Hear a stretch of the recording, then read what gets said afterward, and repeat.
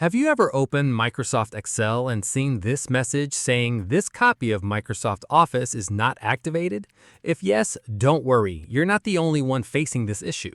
This error usually happens when your Office trial has expired, your subscription is no longer active, Office cannot verify its license, or you're signed in with the wrong Microsoft account.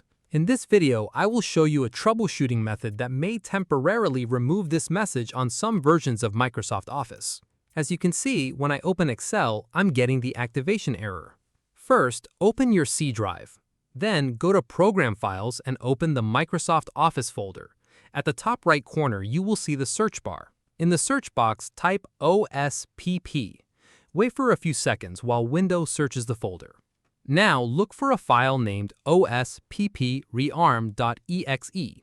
Once you find it, run the file. I will run it a few times.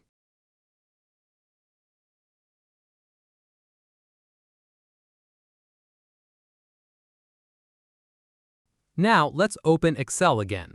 As you can see, the activation message is no longer appearing.